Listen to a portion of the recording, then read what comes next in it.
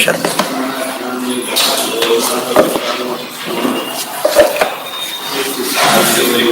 ಉಪನಿಷತ್ ಬ್ರಹ್ಮಸೂತ್ರ ಅರ್ಥ ಯಾತಕ್ಕೆ ವಿಷಯವಾಗಿ ಹಿಡಿದಿಲ್ಲ ತಗೊಂಡಿರೋದು. ಅದರಿಂದ ಉಪನಿಷತ್ ಬ್ರಹ್ಮಸೂತ್ರ ಅರ್ಥ ಆಗಲೇಬೇಕು, ಬೇರೆ ದಾರಿನೇ ಇಲ್ಲ.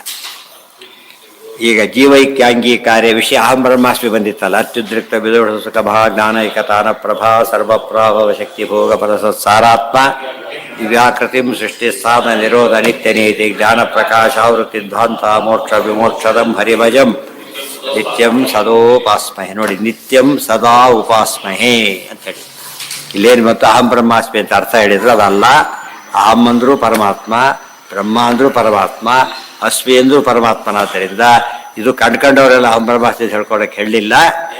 ದೇವರನ್ನೇ ಅಹಂ ಬ್ರಹ್ಮಾಸ್ಮಿ ತಿಳಿಬೇಕು. ಈಗ ದೇವ್ರ ಮಹಿಮೆ ಅಹಂ ಅಂತ ಯಾತಕ್ಕೆ ಕರೆದ್ರು? ಅಹೇಯ. ಅಹೇಯ ಅಹೇಯ ಅಂದ್ರೇನು?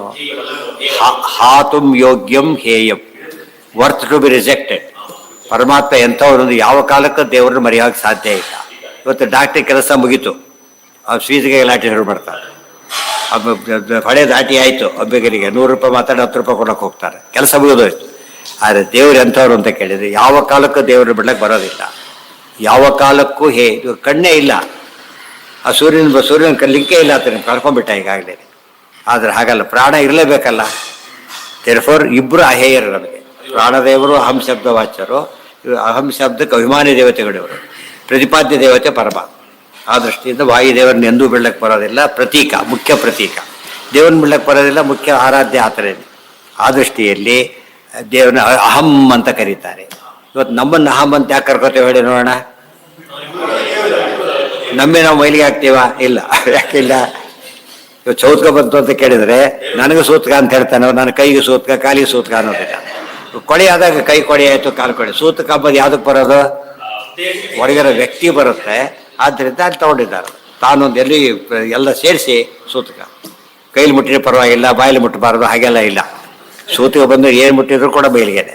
ಈ ಬೇರೆ ಹಾಗಲ್ಲ, ಅಂಗ ಮಾತ್ರ ಬಿಟ್ಟು ಬೇರೆ ಕೈ ಮುಸುರಿ ಆಗಿದೆ, ಈ ಕೈ ಮುಸುರಿ ಆಗಿಲ್ಲ ತೊಗೊಳ್ಬೋದು. ಮುಸುರೆ ಬೇರೆ, ಎಂಜಲು ಬೇರೆ, ಅದರಲ್ಲೇ ಡಿಫೆಕ್ಟ್. ಎಂಜಲು ಮುಸುರಿ ಏನೂ ಗೊತ್ತಿಲ್ಲ ಇವತ್ತು. ಎಂಜಲಾದರೆ ಭಾರಿ ಶ್ರೇಷ್ಠ. ಅದೆಲ್ಲ ಜೇನಿದ್ದಾಗೆ ತಿಳ್ಕೊಂಡ್ಬಿಡ್ತಾರೆ. ಮಧುಕರ ಭಕ್ಷ್ಯ ಇವೆಲ್ಲ ಮಧುಕರರು ಅಂತ ಅವ್ರ ಭಾವನೆ. ಒಟ್ಟು ಅರ್ಥ ಹೇಳಿದ್ರು. ಅರ್ಥ ಮಾಡಕ್ಕೆ ಬರೋದಿಲ್ಲ. ಸ್ವತೋ ಭಿನ್ನಸ್ಯೈವ ಉಪಾಧಿನ ವಿಶೇಷೋ ಭವತಿ. ಪರಮಾತ್ಮ ಮುಂದೆ ಹೇಳ್ತಾರೆ ನೋಡಿ. ಈಗ ಅದಿಷ್ಟು ಕ್ವಶನ್ ಹಾಕ್ಕೊಂಡ್ರೆ ಒಂದು ವಿಷಯ ಅಷ್ಟು ಮುಗೀತು. ಅವ್ರು ಹೇಳ್ತಾ ಇಲ್ಲ, ಇದು ಅಭೇದನ ಹೇಳ್ತಾ ಇದೆ. ಜೀವೈಕ್ಯ ಅಂಗೀಕಾರೇ ಯಸ್ ತದ್ವೇದ ಇತಿ ತಚ್ಛಬ್ದೋ ಅಪಿ ಅಯುಕ್ತ. ತದ್ವೇದ ಅಂತ ಹೇಳಿದ್ದಾರೆ ಸ್ವಾರಸ್ಯ.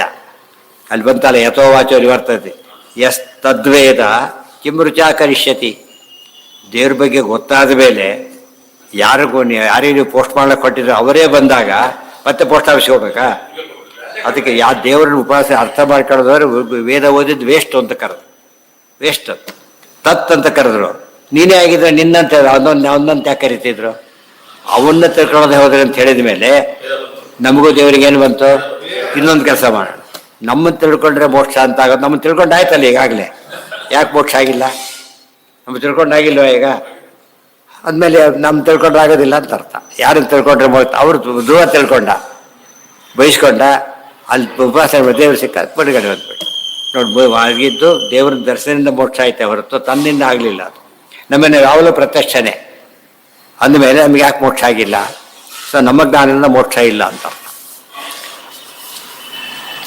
ಇನ್ನು ಹೇಳ, ತಾನು ತಿಳ್ಕೊಂಡದ್ದು ಬರೆದ್ರೆ ಪಾಸ್ ಆಗೋದಿಲ್ಲ, ಅವ್ರು ಕೇಳಿದ್ ಬರೆದ್ರೆ ಪಾಸ್ ಆಗ್ತಾನಲ್ಲ. ಹಾಗೆ ಎರಡು ಒಂದೇ ಆಗಿದ್ರೆ ನಾವು ನೀವು ಒಂದೇ. ನನ್ನ ಪ್ರಶ್ನೆ ನಾನೇ ಉತ್ತರ ಬರ್ಕೋತೀನಿ ಅನ್ಬೋದು. ತದಾ ಸ್ವಾತ್ಮಾನಂ ವೇದ ಇತ್ತೇವ ಸ್ಯಾತ್. ನೋಡಿ, ತನ್ನನ್ನು ತಿಳ್ಕೊಂಡಾಗ ಹೇಳ್ತಿದ್ರು. ದೇವ್ರಂತ ಯಾಕೆ ಹೇಳ್ತಿದ್ರು? ನಚ ಪ್ರಸಿದ್ಧ ಭೇದಾನುವಾದ. ನೋಡಿ, ನಿಮ್ಗೆ ಗೊತ್ತಾಗಲ್ಲ, ಅದು ಭೇದ ಅನುವಾದ ಮಾಡ್ತಾರಷ್ಟೇ. ಇವೆಲ್ಲ ಪದಗಳು ಗೊತ್ತಿರ್ಬೇಕು ನಮಗೆ. ಅನುವಾದ ಅಂದ್ರೆ ಏನು ಗೊತ್ತೇನು? ಇನ್ನೊಬ್ರು ಹೇಳಿದ್ದನ್ನು ಹೀಗೆ ಹೇಳಿದ್ರು ಅಂತೇಳಿ ಆಮೇಲೆ ಖಂಡನೆ ಮಾಡೋದು. ಇದು ಪೂರ್ವಪಕ್ಷ ಅನುವಾದ ಅಂತ ಅರ್ಥ. ಅವ್ರು ಮಾಡ್ತಾರೋ. ಇದೆಲ್ಲ ಪೂರ್ವಪಕ್ಷ, ಇದು ಸಿದ್ಧಾಂತ ಅಲ್ಲ. ಇದು ಗೊತ್ತಾಯ್ತಾ? ಸಿದ್ಧಾಂತ ಇಷ್ಟೇ. ಇಂದು ಮುಂದೆ ಓದಬಾರದು, ಅಷ್ಟೇ ಓದಬೇಕು. ಶ್ರುತಿಂ ವಿನಾ ತತ್ಸ್ವರೂಪಸ್ಯೈವ ಅಸಿದ್ಧೇಹೇ ತದ್ಭೇದಸ್ಯ ಅತಿಶಯೇನ ಅಸಿದ್ಧಿ. ಆದ್ದರಿಂದ ಶ್ರುತಿ ಅದು ನಮಗೆ ಬೇಕೇ ಬೇಕು. ಯಾತಕ್ಕೆ ಬೇಕು ಅಂದರೆ ಶ್ರುತಿ ಸುಳ್ಳು ಹೇಳುತ್ತೆ ಅಂತ ಹೇಳಬಾರ್ದು. ಯಾಕೆ? ನಮಗೆ ಗೊತ್ತಾಗಲಿಕ್ಕೆ ಶ್ರುತಿ ಬೇಕೇ ಬೇಕು. ಆ ಶ್ರುತಿ ಯಾವಾಗ ದೇವ್ರ ಬಗ್ಗೆ ಹೇಳ್ತಾ ಹೋಗುತ್ತೋ ನಾವಲ್ಲ ಅಂತ ಕನ್ಫರ್ಮ್ ಆಗ್ಲಿಕ್ಕೆ ಶುರುವಾಗುತ್ತೆ. ಅರ್ಥ ಆಯ್ತಾ? ಹೇಳಿದ್ರೆ ನಮ್ಮ ಮನೆ ಕರೆಂಟೇ ಹಾಕ್ಸ್ಕೊಂಡಿಲ್ಲ, ಲೈಟ್ ಬಿಲ್ ಬಂದರೆ ಏನು ಮಾಡ್ತೇವೆ, ನಮ್ಮದಲ್ಲ. ಸ್ವಾತಂತ್ರ್ಯದ ಮೇಲೆ ಯಾರು ಹೇಳೋದಕ್ಕೆ ಬರ್ತಾರೋ ತಕ್ಷಣ ಹೇಳಬೇಕು, ನಮಗೆ ನಾಟ್ ಅಪ್ಲಿಕಬಲ್, ನಮಗೆ ಸ್ವಾತಂತ್ರ್ಯ ಇಲ್ಲ, ಅಕ್ಸೆಪ್ಟ್ ಮಾಡಿಬಿಡ್ತೀವಿ, ಅದು ತಪ್ಪಾಗುತ್ತೆ. ನಿಮ್ಮಿಂದ ಕೆಲಸ ಆಯಿತು ಇಲ್ಲ, ದೇವ್ರು ಮಾಡಿಸ್ತ, ನಮ್ಮ ಮಧ್ಯೆ ಏನೋ ಮಾಧ್ಯಮ ಅಷ್ಟೇ ಹೊರತು ನಿಜವಾಗ್ಲೂ ಕೆಲಸ ಆಗಿದ್ದು ಯಾರಿಂದ, ದೇವರಿಂದ. ಅದು ಒಪ್ಪುವ ಅಭ್ಯಾಸ ಮಾಡಬೇಕು. ನಿಮ್ಮಿಂದ ಆಗಲಿಲ್ಲ ಆಗಲೂ ಹೇಳಬೇಕು, ನಮ್ಮಿಂದ ಅಲ್ಲ, ದೇವ್ರ ಮನಸ್ಸಿಗೆ ಬಂದಿಲ್ಲ, ಆಗಲಿಲ್ಲ, ಎರಡನ್ನೂ ಒಪ್ಕೋಬೇಕು ನಾವು. ನಾಹಂಕರ್ತ ಹರೇ ಕರ್ತ, ಆಗ ದೇವ್ರ ಪೂಜೆ ಆಗುತ್ತೆ, ಅದರಾಗೋದಿಲ್ಲ. ಐಕ್ಯ ಈಶ್ವರಸ್ಯ ಸ್ವಜ್ಞಾನಮಸ್ತೀತಿ ನ ತದ್ರೂಪಸ್ಯ ಜೀವಸ್ಯ ಅಜ್ಞಾನಾದಿಕಂ ಯುಜ್ಯತೆ. ಎಷ್ಟು ಆರ್ಗ್ಯೂ ಮಾಡ್ತಾರೆ ನೋಡಿ ಆಚಾರ್ಯರು.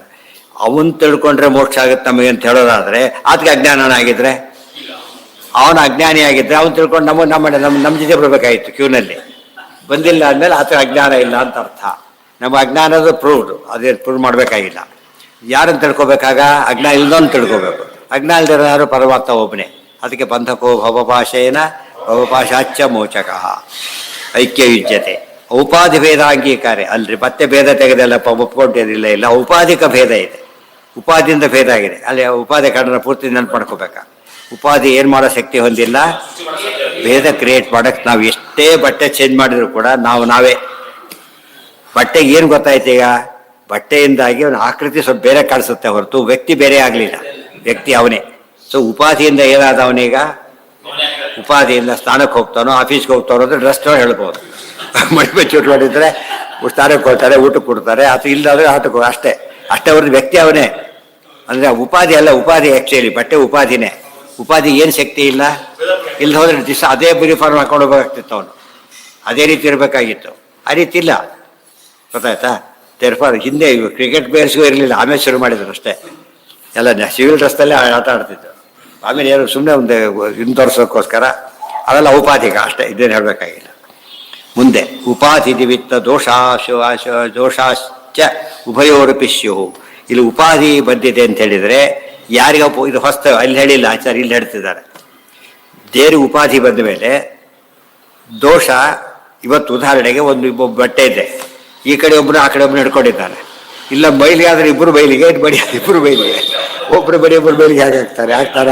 ಆಗೋದಿಲ್ಲ. ಉಪಾಧಿ ದೇವರಿಗೆ ಬಂದು ನಾವು ಹೋದ್ಮೇಲೆ, ಸೊ ಇಬ್ಬರಿಗೂ ಉಪಾಧಿ ಕಾಮನ್ ಆದ್ರಿಂದ ನಮಗಿರೋ ದೋಷ ದೇವರಲ್ಲಿ ಇರಬೇಕಾಗಿತ್ತು. ಇದೆಯಾ?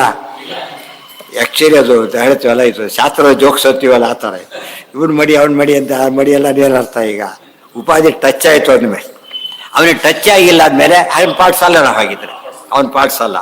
ಟಚ್ ಆಗಿದೆ ಅಂದಮೇಲೆ ಇಬ್ಬರು ಬಯಲಿಗೆ ಬೇರೆ ಅಲ್ಲ.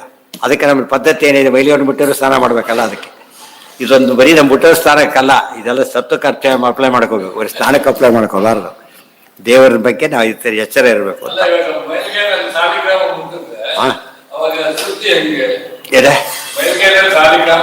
ಏನಾಯ್ತು ಈಗ? ಅದಕ್ಕೆ ನಾವೇನಂತೀವಿ ನಾವು ಅದಕ್ಕೀಗ? ಹೌದು, ಯಾಕೆ ಅದ್ಯಾತಕ್ಕೆ ಹೇಳಿದ್ದದ್ರ? ದೇವರಿಗೆ ಮೈಲಿಗೆ ಇಲ್ಲ, ಸಾಲಿಗ್ರಾಮ. ಅದು ನಾವು ಹಾಗೆ ಹೇಳಿಲ್ವಲ್ಲ, ಯಾಕಂದ್ರೆ ಅವಾಚ್ಯ ನಿರ್ಗುಣ ಅನ್ನೋದೇ ಮೈಲಿಗೆ ಪದ, ಗೊತ್ತಾಯ್ತಾ? ದೋಷ ಸೂತ್ಗ ಜಾತಾ ಶೌಚ ಬಂದ್ರು ಅಷ್ಟೇ, ಬಂದು ಒಂದು ಮೈಲಿಗೆ ಕಾಮನ್, ಗೊತ್ತಾಯ್ತಲ್ಲ?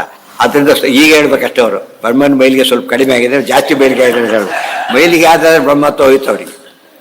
ಯಾವ ಸ್ವಲ್ಪ ಆಕಾಶ ಮೈಲಿಗೆ ಆಗಿದೆ ನೋಡಿದ್ದೀರಾ ನೀವು? ಆಕಾಶ ತೊಳೆದವ್ರು ಒಬ್ಬರು ಸಿಗ್ತಾರ? ಸಿಗೋದಿಲ್ಲ. ಯಾಕೆ? ಆಕಾಶ ಮೈಲಿಗೆ, ವಿಷ್ಣು ಪಾದ, ವಿಷ್ಣುವಿಗೆ ಮೈಲಿಗೆ ಇಲ್ಲ ಅಂತ ಅರ್ಥ. ಅಲ್ಲಿಗೆ ಯಾರಿದೆ? ಜಾತಾ ಶೌಚ ಮೃತ ಶೌಚ ಬೇರೆ. ಪುರುಡು ಬಂದಾಗ ಅವರು ಮೇಲೆ ಮುಟ್ತಾರೆ, ನಾವು ಸ್ನಾನ ಮಾಡಬೇಕಾಗಿಲ್ಲ, ಅವ್ರು ಮಾಡದೆ ಮಾಡಬೇಕು.